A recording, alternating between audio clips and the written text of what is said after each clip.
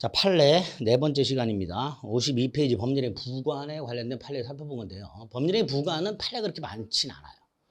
법률의 부관은 조문 위주로 출제가 된다 그랬고요. 다만 이제 판례도 몇 가지가 출제가 되긴 하는데 이 판례가 좀 어렵습니다. 부관은. 몇 개 안 되는데 어려워요. 그래서 부관은 이해하려고 노력을 좀 해보되 정 이해가 안 되면 제가 그랬죠. 조문도 암기하면 되고요. 판례도 몇 개 안 되니까 그냥 외우시면 됩니다. 자, 먼저 부관에는 조건과 기한 두 가지가 있죠. 조건은 장래 발생 여부가 불확실한 거고요. 기한은 장래 발생 여부가 확실한 거죠. 조건은 정조건과 해제조건이 있고 기한도 시기와 종기가 있죠. 정조건은 조건이 성취가 되면 법률행위 효력이 발생하고요. 해제 조건은 성취가 되면 법률의 효력이 상실이 되죠. 시기가 도래하면 법률의 효력이 발생하고요. 종기가 도래하면 법률의 효력이 소멸하게 됩니다. 이런 것들이 이제 부관의 특징이 되죠. 자, 이때 1번. 갑이 을에게 상가 건물을 증여하기로 했다. 그런데 조건을 붙이고 싶다. 34회 시험에 합격하면 주겠다라고 조건 의사가 있어. 그런데 의사라는 게 외부에 표시가 돼야 의미가 있죠. 따라서 조건을 붙일 의사가 있었지만 그걸 표시하지 않았다. 갑이 을에게 34회 시험에 합격을 하면 상가 건물을 줘야 되겠다라고 생각을 했지만 34회 시험 합격하면을 빼고 그냥 주겠다라고 한 경우를 생각하시면 돼요. 그러면 34회 시험에 붙으면이라는 것은 단순한 동기에 불과하죠. 따라서 조건이 될 수가 없는 거죠. 그래서 1번은 기계적으로 기억하세요. 조건을 붙일 의사가 있다. 그걸 표시해야 조건이 된다. 표시되지 않았다면 그건 조건이 될 수가 없다. 이렇게만 결론을 기억하시면 되겠습니다. 2번, 조건을 붙이는 것이 허용되지 않는 법률행위. 자, 조건을 붙이지 않는 것이 붙이는 것이 허용되지 않는 법률행위가 혼인과 같은 가족법상 행위, 취소 해제와 같은 단독 행위, 어음이나 수표를 발행하는 어음수표 행위, 이런 것들이 조건을 붙이는 게 허용되지 않는 법률행위입니다. 물론 예외는 있어요. 예외는 있는데 원칙적으로 조건을 못 붙인다는 거죠. 그런데 만약에 이렇게 조건을 붙일 수 없는 행위에다가 조건을 붙이면 둘 중에 하나, 조건만 무효가 되느냐 전체가 무효가 되느냐의 문제가 생깁니다. 우리 대법원은 뭐라고 얘기하느냐? 전체가 무효가 된다. 따라서 조건만 분리하여 무효로 할 수는 없다. 이렇게 되겠죠. 조건만 무효가 되는 게 아닙니다. 전체가 무효가 됩니다. 자, 3번. 조건 중에서 정지조건이라는 게 있었죠. 그 정지조건과 관련된 판례가 하나가 이거죠. 3번. 동산 소유권 유보부 매매란 동산을 할부로 팔아요. 할부로 팔면서 할부대금을 완납할 때까지는 소유권을 양도인에게 유보시켜 놨다가 대금을 완납을 하면 소유권이 이전이 됩니다.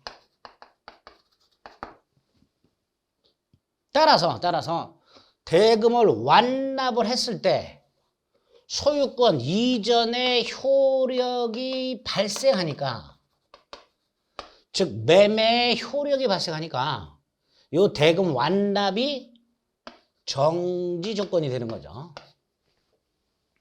그래서 동산 소유권 유보부 매매는 해제 조건부가 아니라 대금 완납을 정지 조건으로 한다라고 해야 됩니다. 자, 반대가 되는 게 해제 조건이죠. 약혼예물 수수라고 돼 있죠. 갑이 약혼녀 을에게 반지를 줍니다. 약혼 반지를 주고받아요. 그 약혼예물 수수죠. 증여죠. 자, 약혼녀 을은 약혼 반지에 대한 소유권을 취득하죠. 즉 증여의 효력이 발생을 합니다. 그 상태에서 결혼을 하지 않게 되면 반지를 되돌려줘야 되죠. 반지를 되돌려준다는 것은 증여의 효력이 소멸하는 거죠. 을은 반지에 대한 소유권을 상실하게 되니까 증여의 효력이 소멸하게 됩니다. 따라서 혼인을 하지 않게 되었다. 이게 증여의 효력을 소멸시키는 무슨 조건? 해제 조건이 되는 거죠. 그래서 약혼예물 수수는 혼인의 불성립을 해제 조건으로 한 증여 이렇게 되겠죠. 증여 효력이 발생했다가 결혼하지 않게 되면 증여 효력이 소멸하게 되는. 반면에 3번은 대금 완납 전에는 소유권 이전의 효력이 없다가 대금 완납하면 소유권 이전의 효력이 발생하는. 그래서 대금 완납이 정조건, 혼인의 불성립이 해제 조건 이렇게 되겠죠. 자, 불법 조건이라고 조문 굉장히 잘 나오죠. 조건이 선량한 부속 끝에 사회 질서에 위반이 되는 경우에 이런 걸 불법 조건이라 하죠. 여기서도 조건만 무효가 되는 게 아니라 법률행위 전체가 무효가 됩니다. 그래서 4번 조건이 선량한 부속 기타 사회 질서에 위반한 것일 때 조건 없는 행위로 된다. 틀린 지문이 되는 거죠. 조건만 무효가 되는 게 아니고 그래서 조건이 없는 행위로 되는 게 아니라 법률행위 전체가 효력이 없다. 이렇게 되겠죠. 대표적인 불법 조건이 바로 판례가 하나 있죠. 부첩관계의 종료를 해제 조건으로 하는 증여라고 되어 있죠. 자, 부첩관계의 종료를 해제 조건으로 하니까 쉽게 말하면 부첩관계가 종료가 되면 증여의 효력이 상실이 되는 거예요. 다시 말해서 갑이요, 첩에게 아파트를 증여하면서 부첩관계가 종료가 되면 너와 나 사이가 관계가 종료가 되면 아파트, 증여받은 아파트를 반환하는 거, 반환하는. 갑이 첩에게 아파트를 주되 헤어진 아파트를 돌려받기로 하는, 그게 바로 부첩관계의 종료를 해제 조건으로 하는 증여가 됩니다. 자, 이때 이 조건 자체가 반사회 질서적이라는 거예요. 부첩관계가 종료가 되면 돌려줘야 되니까 을은 갑을 헤어지고 싶어도 헤어지지 못하는 이런 문제가 생겨요. 즉 조건 자체가 개인의 자유를 지나치게 제약하는 반사회 질서적인 불법 조건이 됩니다. 판례가 뭐라 그래요? 조건만 무효가 아니라 증여 자체가 무효가 된다. 이렇게 얘기하게 되죠. 조건만 무효가 되는 게 아니라 증여 자체가 무효가 된다. 기억하시고요. 반신의 행위, 조문이 있죠. 조건 성취로 인하여 불이익을 받을 당사자가 신의 측에 반하여 조건이 성취되면 불이익을 받으니까 조건 성취를 방해하겠죠. 그럼 상대방은 성취된 걸로 주장할 수 있습니다. 조건 성취로 인하여 이익을 받을 당사자가 성취가 되면 이익을 받으니까 신의 측에 반해서 조건을 성취시키는 경우가 생긴다. 상대방은 불성취를 주장할 수 있다. 자, 여기서 조심할 것은 첫 번째죠. 조건 성취를 방해했어요. 즉 조건이 성취가 되지 않았어요. 근데 상대방은 성취한 걸로 주장할 수 있죠. 여기서 문제가 뭐예요? 언제 성취한 걸로 볼 것이냐의 문제가 남지요. 판례를 기억해야 됩니다. 5번 조건 성취로 인하여 불이익을 받을 당사자가 신의 성실에 반하여 조건 성취를 방해했을 때 성취한 것으로 보게 되는데요. 이때 언제 성취한 것으로 볼 것이냐? 조건 성취를 방해하는 행위가 없었다면 조건이 성취되었으리라 추산되는 때 그대로 기억하세요. 조건 성취를 방해하는 행위가 없었더라면 조건이 성취되었으리라 추산되는 때 판례입니다. 그대로 암기하자. 자, 이해가 잘 안 되면 그대로 기억하면 돼요. 여기까지. 조건 성취를 방해하는 행위가 있은 때 이렇게 나옵니다. 그럼 틀린 질문입니다. 조건 성취를 방해하는 행위가 있은 때가 아니라 요거 기억하시죠. 조건이 성취가 되면 정지 조건은 조건이 성취됐을 때 성취한 때부터 효력이 생기고요. 해제 조건은 성취한 때부터 효력을 잃지요. 조건이 성취가 되면 성취한 때부터 효력이 생기거나 효력을 잃으니까 장래효죠. 다만 당사자가 조건 성취 효력을 성취하기 전에 소급시킬 의사를 표시하게 되면 그 의사에 의하니까 소급해서 효력이 생기거나 소급해서 효력을 잃게 되겠죠. 자, 문제가 6번입니다. 판례. 해제 조건부로 증여를 했습니다. 갑이요, 을에게 토지를 증여를 했어요. 소유권을 넘겨줬습니다. 자, 을은 소유권을 취득한 상태인데요. 갑이 증여할 때 뭐라고 조건을 달았냐? 이 땅이 도로 부지로 편입이 되면 토지를 반환한다. 이렇게 약속을 했어요. 도로 부지로 편입이 되면 땅은 반환하기로 한다라고 약속을 했어요. 그런데 잘 보세요. 일단 을은 토지 소유권을 취득했다가 도로 부지로 만약에 편입되면 토지를 돌려줘야 되죠. 토지를 돌려준다는 게 뭐야? 증여의 효력이 상실되는 거죠. 따라서 도로 부지 편입이 뭐가 되는 거야? 해제 조건이 되는 거죠. 자, 문제가 생겼어요. 땅을 증여하여 을이 소유권을 취득한 상태에서 도로 부지로 편입이 됐네? 그럼 소유권이 갑에게 되돌아가죠. 증여는 효력이 상실되니까 언제부터? 그때부터. 소급이 아니라 그때부터. 그래서 해제 조건부로 증여를 했고 등기까지 마쳤는데 해제 조건이 성취가 되면 소유권은 갑에게 복귀를 하는데 언제부터 복귀를 하느냐? 별단의 의사표시. 이게 뭐예요? 소급 파기할 의사죠. 이게 없다면 조건 성취의 효력은 법률 행위시로 소급하는 게 아니라 성취한 때부터 이렇게 되죠. 조건이 성취한 때부터 소유권이 갑에게 복귀가 된다. 이렇게 되겠죠. 그러니까 5번 틀린 지문이 되죠. 여기서 별단의 의사표시가 바로 소급 파기할 의사를 말하는 거예요. 이게 별단의 의사표시예요. 그게 없다고 되어 있어요. 그 원칙으로 돌아가야 되죠. 따라서 소급이 아니라 성취한 때부터 복귀한다. 을은 소유권을 상실하게 되고 갑은 소유권을 되찾아오게 된다. 언제부터? 성취한 때부터. 이렇게 되겠죠. 따라서 6번 틀린 지문이 될 겁니다.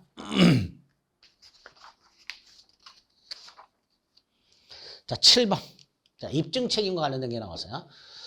자, 조건과 관련된 입증 책임은 두 종류가 있습니다. 하나는 갑과 을 사이에 갑이 을에게 1억을 증여하기로 했는데요.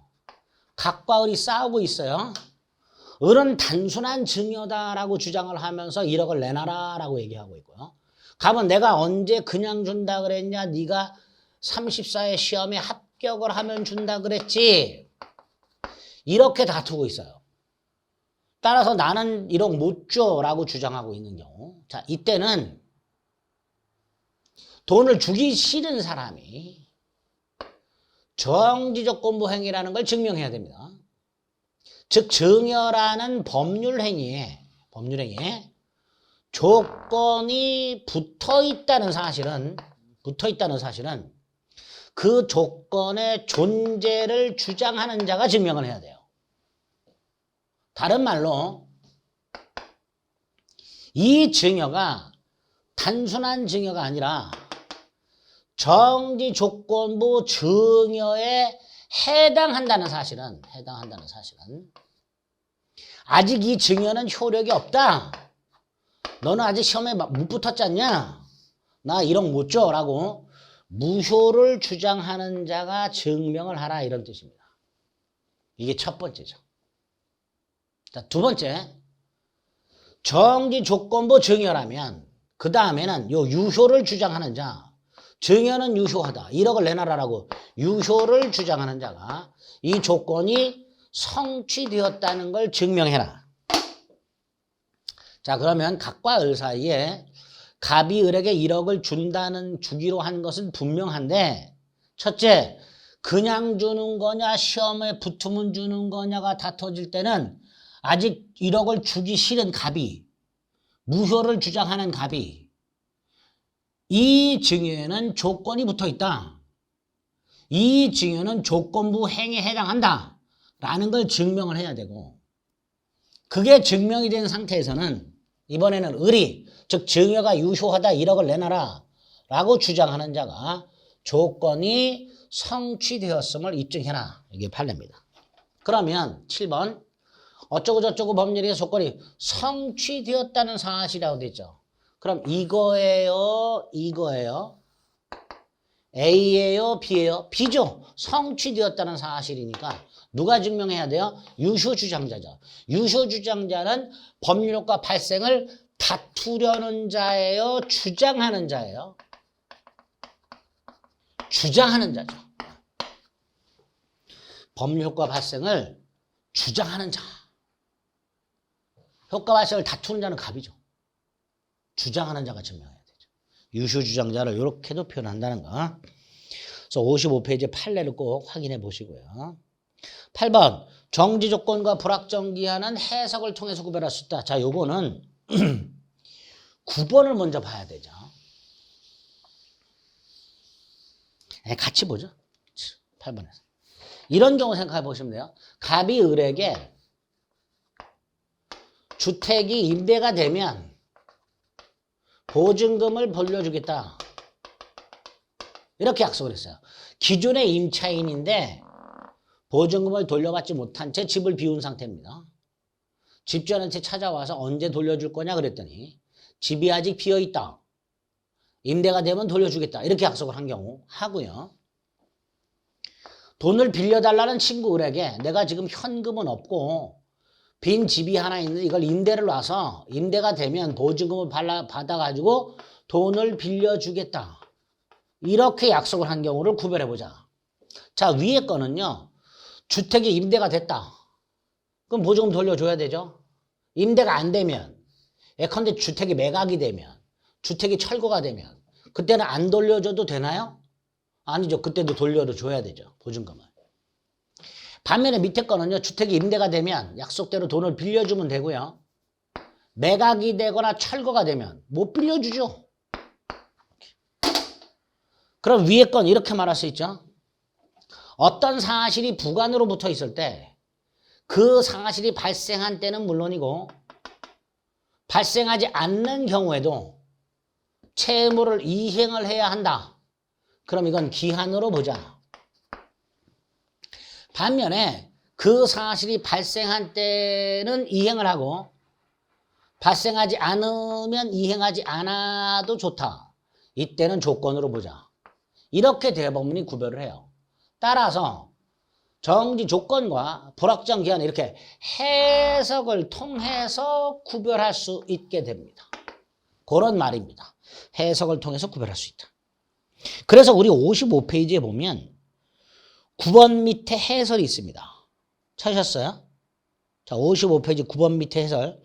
부관이 붙은 법률행위의 경우에 부관에 표시된 사실이 발생하지 아니하면 채무를 이행하지 아니하여도 된다. 발생하지 아니하면 이행하지 아니하여도 된다. 그러면 조건으로 봐야 될 것이고 표시된 사실이 발생할 때는 물론이고 반대로 발생하지 않는 것이 확정된 때도 이행을 해야 한다. 발생한 때는 물론이고 발생하지 않는 때에도 이행을 해야 한다. 라고 해석이 되면 기한으로 보자. 이렇게 판례가 해석하고 있다는 거예요. 그래서 다시 8번 정조건과 불확정기한을 이렇게 해석을 통해서 구별할 수 있게 됩니다. 그리고 다시 9번 부관이 붙어있는 법률행위에 있어서 부관에 표시된 사실이 발생하지 아니하면 이행하지 아니하여도 된다. 보세요. 발생하지 아니하면 이행하지 아니하여도 된다. 그럼 뭐라 그랬어요? 정지조건이죠. 9번 틀렸죠? 자, 참조 1번 임대차 계약을 하면서 임대차 기간을 2023년 5월 1일부터 그 물건을 임차인에게 매도할 때까지라고 정했어요. 이렇게. 2023년 5월 1일이 시기인 건 분명한데 이게 종기냐, 즉 기한이냐의 문제가 생깁니다. 근데 임차인에게 매도 할 수도 있고 안 할 수도 있죠. 임대인이 물건을 임차인한테 팔 수도 있고 안 팔 수도 있잖아요. 그러니까 이건 불확실하죠. 따라서 이건 기한이 될 수가 없는 거죠. 다시 말해서 종기가 아니지요. 그럼 결국 이 임대차 계약은 시기만 정해져 있을 뿐 종기를 정하지 않은, 즉 기간의 정함이 없는 임대차 이렇게 되겠죠. 2번은 몰라도 됩니다. 이거는 괜히 넣었어요. 빼도 되는데 참조에 넣었습니다. 자만을 또 읽어보시라고 하는 거예요. 참조 2번은 자만을 또 읽어보시라고 하는 겁니다. 10번. 자, 10번은 기한과 관련된 건데요. 기한이 상실 특약이라는 게 있어요. 자, 기한이 상실 특약이 뭐냐? 이런 거 생각하시면 돼요. 각과 을 사이에 냉장고 12개월 할부로 매매를 하면서 특약을 했습니다. 할부금을 2회 연체하면 을은 기한이익을 상실한다. 이렇게. 자, 여기서 기한이익이란 냉장고 대금을 나눠서 내는 이익. 그게 기한의 이익이에요. 12개월 할부로 사면 을은 냉장고 대금을 12달로 나누어서 다달이 낼 수 있는 이익이 있죠. 다시 말해서 대금을 한꺼번에 납부를 하지 않아도 돼요. 그게 기한이익이야. 그런데 2회 이상 연체를 하게 되면 그 기한이익을 상실하게 됨으로써 원금, 납입, 기한이 도래해버린단 말이죠. 즉 더 이상 나눠서 내는 이익은 상실하게 되고 원금을 한꺼번에 납부를 해야 되는 문제가 생겨요. 여기서 요 2회 이상 연체하게 되면 기한이익을 상실한다라는 특약이 우리 대법원 할 때 크게 두 종류가 있다. 하나는 2회 이상 연체하게 되면 기한이익이 상실됨으로써 바로 기한이 도래하게 되는 정지조건부 특약과 2회 이상 연체했을 때 채권자가 할부회사가 채무자에게 당신은 기한이익을 상실하셨습니다. 원금을 지금 당장 내놓으세요. 라고 청구를 해야만 기한이 도래하는 형성권적 특약. 이런 두 종류가 있다. 구별이 되죠? 대법원에 할 때 이렇게 기한이익 상실 특약은 두 종류가 있다. 그걸 구별해야 되고요. 두 번째, 정지조건부 특약인지 형성권적 특약인지가 불분명한 경우 대법원에 의하면 조금 더 명확해요. 정지조건부 특약으로 볼만한 사정이 없다면 형성권적 특약으로 추정해라. 이렇게 되죠. 그래서 기한이익 상실 특약은 정지조건부 특약과 형성권적 특약을 구별할 수 있어야 되고요. 두 번째, 형성권적 특약으로 추정한다는 걸 기억하셔야 됩니다. 그럼 10번에 보면 기한이익 상실 특약은 그 내용에 의하여 일정한 사유가 발생하면 채권자의 청구 등을 요하지 않고 당연히 기한이익이 상실되어 이행기가 도래하는 것으로 한 정지조건부 특약. 이게 정지조건부 특약이죠. 그죠? 그 정지조건부 특약으로 추정할 것이 아니라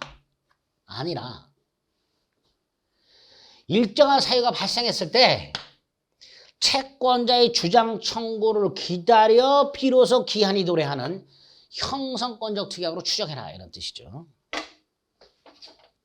그러니까 여기서 끊어가지고 아니다.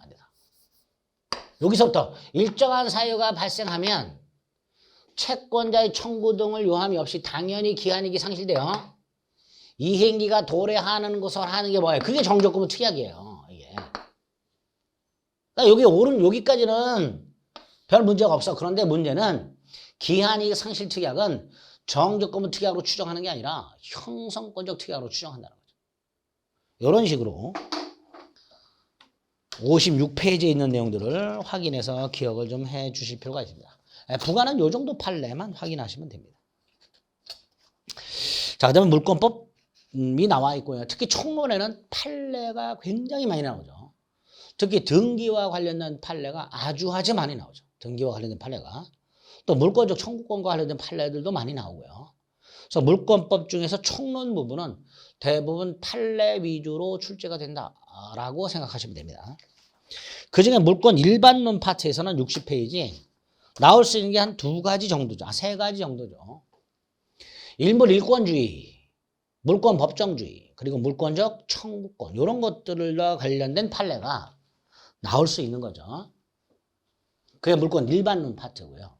물권 변동론 파트에서는 우리 대법원에 할 때 부동산 물권이 변동되려면 등기를 요하는 것과 요하지 않는 것 구별하는 판례. 두 번째, 등기와 관련된 것들. 이중보존 등기라든가 가등기라든가 중간생략등기, 무효등기의 유형, 등기는 하지 않고 점유하고 있는 매수인, 등기 청구권, 등기 추정력. 그런 것들과 관련된 판례. 그런 거 위주로 나오죠. 거의 등기와 관련된 판례다 라고 생각하시고 물권법 총론은 봐주시면 됩니다. 저는 물권법 총론의 첫 번째 물권 일반론. 세 가지 정도가 판례가 있을 수 있다고 그랬죠. 일물 일권주의에 관련된 판례, 물권 법정주의 판례, 물권적 청구권 관련 판례. 자, 그중에 일물 일권주의. 하나의 물건에는 물권이 하나만 있어야 된다.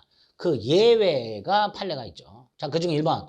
구분 등기를 하지 않는 한 일동 건물 중 일부에 관한 소유권 보존 등기는 불가능하죠. 그죠? 한 동 건물이 있을 때 예를 5층짜리 건물이 있는데 그 각 층이 구조상 이용상 독립성이 있을 때 이 건물의 소유자는 전체를 한 동 건물로 하여 하나의 소유권의 객체로 할 수도 있고 각 층을 구분 소유할 수도 있겠죠. 자, 이때 요 한 동 건물 일부에 소유권 등기하려면 구분 소유권 등기밖에 없어요. 그러니까 구분 소유권 등기를 하지 않는 한 한 동 건물 전체의 하나의 소유권 등기만 가능할 뿐 그 일부에 대한 보존 등기는 불가능하게 됩니다. 1번 옳은 질문이죠. 자, 2번 등기부 표제부에 면적이 실제와 다르게 등재가 돼 있더라. 실제 면적은 100평방미터인데 등기부 표제부에는 90평방미터로 되어 있더라. 그럼 이 등기는 무효 등기냐? 아니죠. 면적은 토지대장 등으로 확인이 가능하잖아요. 그러니까 등기부 표제부의 면적이 실제와 다르게 등기되어 있다는 사실만으로 그 등기가 무효라고 할 수는 없게 됩니다. 표제부에 있는 면적은 토지대장 등으로 얼마든지 확인이 가능하기 때문에 이런 등기는 그 땅을 나타내는 등기로서 효력이 있다가 됩니다. 표제부의 면적은 크게 중요한 게 아니다. 그런 의미로 이해하시면 됩니다. 자, 3번. 일물 일권주의의 예외와 관련된 거죠. 쪽파라고 되어 있죠. 쪽파 하면 농작물 떠올라야 되죠. 자, 이 쪽파를 누가 경작했어요? 갑이 경작했죠. 따라서 쪽파에 대한 소유권은 갑이 취득하죠. 이때 경작자 갑은 명인 방법을 갖출 필요도 없이 쪽파 소유권을 취득하죠. 자, 문제는 그 쪽파를 병한테 팔았어요. 자, 이때 병이 쪽파 소유권을 취득하려면 명인 방법을 갖춰야 되죠. 정리, 경작자는 명인 방법을 갖출 필요가 없다. 그러나 경작자로부터 쪽파를 산 사람은 명인 방법을 갖춰야 쪽파 소유권을 취득한다. 이렇게 되겠죠. 자, 이때 명인 방법은 그 객체가 특정되어 있어야 되죠. 자, 매수한 인목이라고 되어 있죠.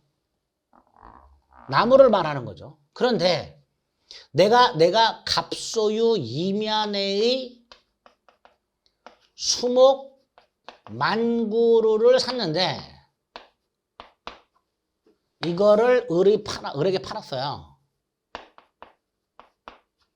자, 을이 수목에 대한 소유권을 취득하려면 명인방법을 갖춰야 되는데 명인방법은 그 객체가 특정이 돼야 되는데 을이 임야 입구에다가 편말을 박은 다음에 이 임야 내 만구루는 을 소유라고만 해놨어요.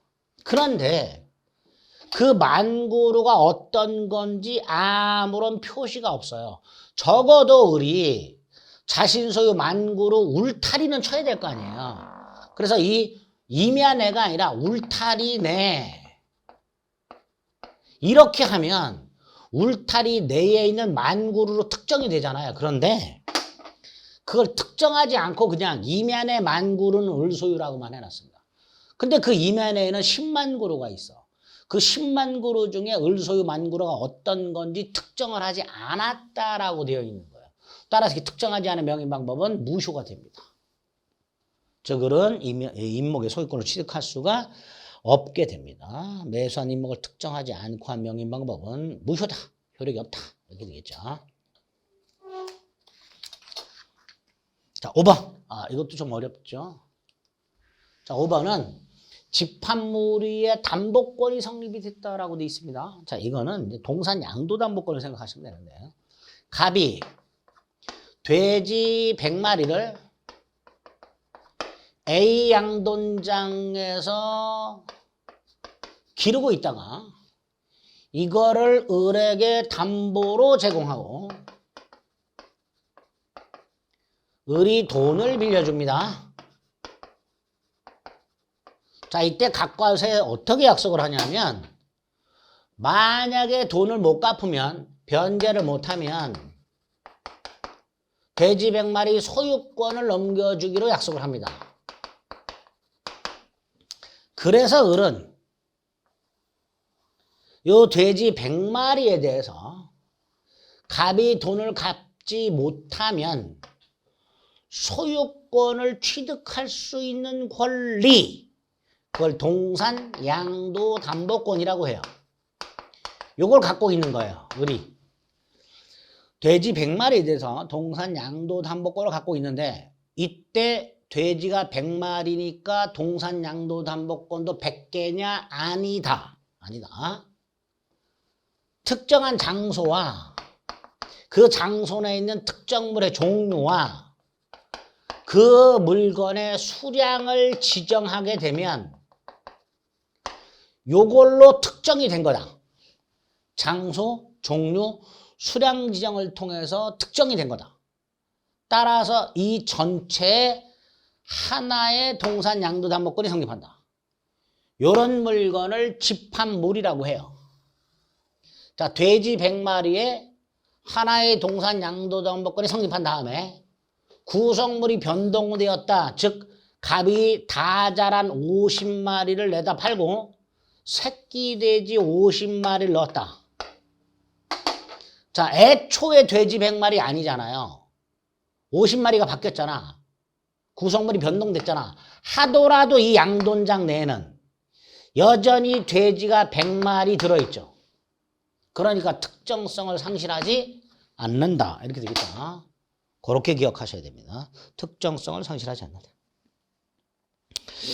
그 다음에 이제 물권 법정주의가 나오죠. 185조. 물권은 법률 또는 관습법에 의하면 임의로 창설하지 못한다. 자, 여기서 나오는 판례는 요 186조에 의할 때 우리 대법원이 인정하지 않고 있는 것들, 법률로 인정하는 물권이 총 이제 민법에 8개가 있고요. 관습법적으로 인정되는 게 좀 전에 봤던 동산양도담보권이라든가 분묘기지권이라든가 관습법상 법정상권 등등이 있는데, 문제는 법률 또는 관습법에 의하면 함부로 창설하지 못하니까 함부로 창설했다가는 무효가 되는 것들이 있죠. 그 중에 하나가 이거죠. 관습상, 소유권에 준하는 관습상 물권, 이런 거 안 되죠. 건물을 산 사람이 소유권을 취득하려면 반드시 등기를 해야 되죠. 근데 건물 자체가 미등기 건물이에요. 그래서 양수인이 소유권 이전 등기를 못했습니다. 그럼 소유권을 취득하지 못합니다.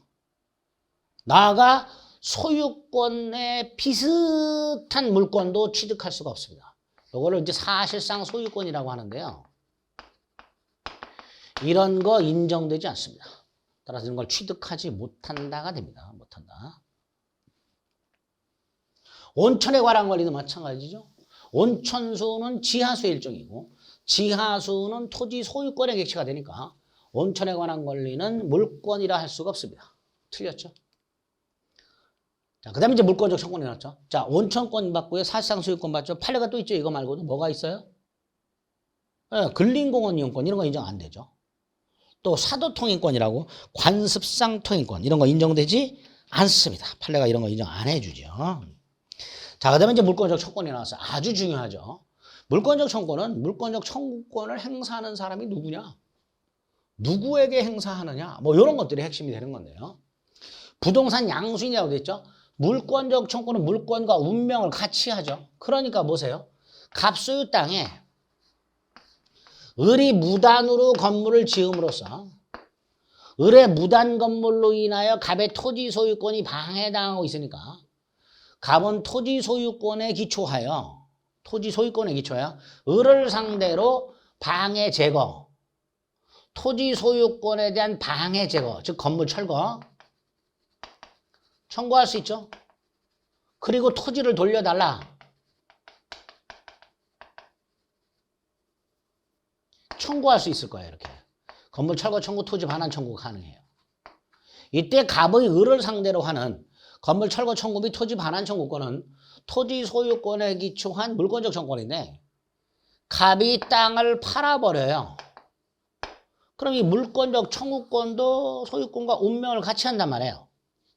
분리양도가 안 된단 말이죠. 그러니까 부동산 양수인, 토지 양수인 병은 양도인 갑에게 소유권에 기초한 물권적 청구권을 남겨둬서 양도인 갑으로 하여금 무단 건물을 신축함으로써 토지를 불법 점유하고 있는 을에 대해서 소유물 방해 배제를 청구하게 할 수가 없다가 되죠.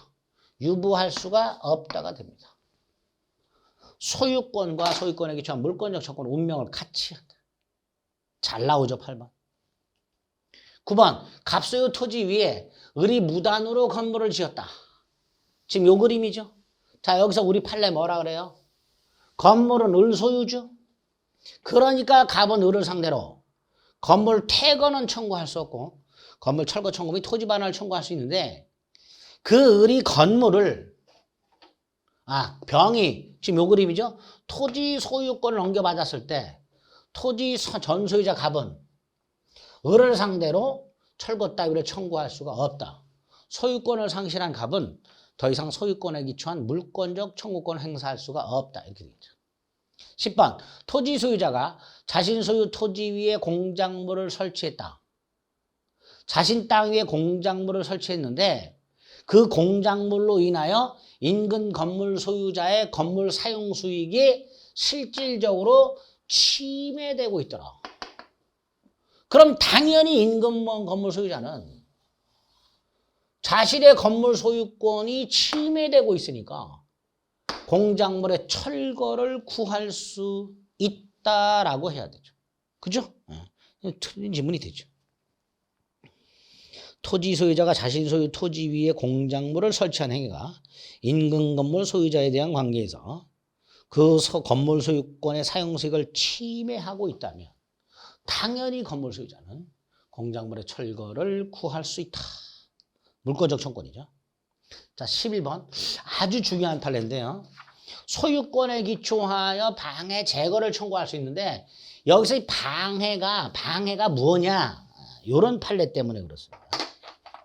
제가 여러 차례 말씀드렸죠. 갑소유 땅에 을이 폐기물을 무단으로 매립하는 행위를 하고 있더라요. 그리고 그 결과 폐기물이 매립되어 있더라.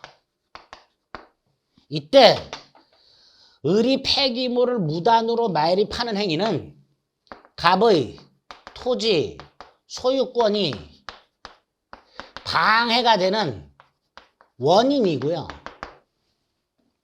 매립되어 있는 폐기물은 그 방해의 결과가 돼요. 그런데 이 방해의 결과는 방해가 아니라 갑의 입장에서 봐서면 토지 소유권의 방해가 아니라 손해요, 손해. 그래서 갑의 토지 소유권이 방해된다 할 때 그 방해는 요것만을 말합니다. 요것만 방해가 되는 거예요. 그러니까 소유권에 기초한 방해, 제거 청구권에서 방해란 현재도 계속되고 있는 방해의 원인, 제거만을 말하고 방해 결과 제거는 이거는 손해배상 청구로 가라. 방해 결과 제거 청구가 아니라 손해배상 청구로 가라. 그래서 11번 틀린 지문이 됩니다. 소유권에 기초한 방해 제거 청구에서 방해는 방해 원인 제거만을 말할 뿐 방해 결과 제거를 포함하진 않습니다. 자주 나오는 판례 중에 하나입니다. 12번 근저당권 설정 후에 소유자가 바뀌었다. 이것도 아주 잘 나오는 판례인데요. 갑소유 땅이 있고요. 을이 갑에게 돈을 빌려줘요. 그리고 갑은 땅을 담보로 제공하고 을이보다 근저당권을 갖고 있습니다. 자, 이 상태에서 갑이 돈을 갚아요. 그럼 근저당권을 소멸하고요. 등기를 말소해야 되겠죠. 말소를 안 하면 갑이 말소 등기를 청구할 수 있어요. 변제를 하고 말소 등기를 청구할 수 있는데 이 말소 등기 청구권이 두 종류입니다. 하나는 갑과 을 사이에 돈을 빌려주면서 돈을 갚으면 말소한다라고 계약을 했겠죠. 계약에 기초한 말소 등기 청구권이 하나 있어요. 이 계약에 기초한 말소 등기 청구권은 계약을 통해서 발생했기 때문에 채권적 청구권입니다. 또 하나는 소멸했지만 근저당권이 소멸했지만 말소 등기가 안 되고 있어서 갑의 입장에서는 토지 소유권이 방해를 당하고 있어요.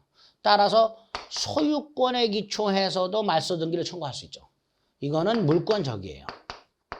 자, 문제는 갑이 땅을 팔아요. 그럼 소유권이 넘어가면서 말소 등기 청구권 두 가지 중에서 요것만 넘어가는 거예요. 병에게. 조심하셔야 되죠. 을하고 병이 계약을 한 적은 없으니까 계약에 기초한 말소 등기 청구는 병에게 안 넘어간단 말이죠. 그러면 결과적으로 저당 목적물이 소유자가 바뀌었을 때 현재 소유자도 말소 등기를 청구할 수 있고 전 소유자도 말소 등기를 청구할 수 있죠. 현 소유자의 말소 등기 청구권은 소유권에 기초한 물권적 청구권이고요. 전 소유자의 말소 등기 청구권은 계약에 기초한 채권적 청구권이다. 요렇게 되겠죠. 12번 X가 되겠죠. 그 12번에 있는 해설을 말소 등기 청구 두 개를 기억하셔야 돼요. 종전 소유자도 말소 등기 청구, 현재 소유자도 말소 등기 청구할 수 있다. 13번 매매계약의 이행으로 토지를 인도받은 매수인이 이전 등기를 하지 아니한 채 전매하여 인도하였다. 미등기 전매. 부동산이 갑에서 을로 을에서 병으로 넘어갔다. 을은 갑에게 이전 등기 청구할 수 있다. 병은 을에게 이전 등기 청구할 수 있고 을의 권리를 대위 청구할 수도 있다. 다시 말해서 을하고 병은 등기 권리자고 갑은 등기 의무자다. 따라서 등기 의무자가 등기 권리자를 상대로 반환 청구와 같은 물권적 청구를 행사할 수는 없다가 되겠죠. 그죠? 그래서 매도인은 매수인이나 매수인의 승계인을 상대로 소유물 반환 따위를 청구할 수는 없다. 이렇게 되겠죠. 을은 갑소유 땅을 사서 대금을 지불하고 인도받아 사용하고 있다가 병에게 빌려줘서 병이 점유하고 있다. 갑이 매도인, 을이 매수인, 병은 매수인의 승계인이죠. 그러니까 매도인 갑은 매수인 을 및 그 승계인 병에 대해서 소유물 반환 청구할 수는 없다가 되겠죠.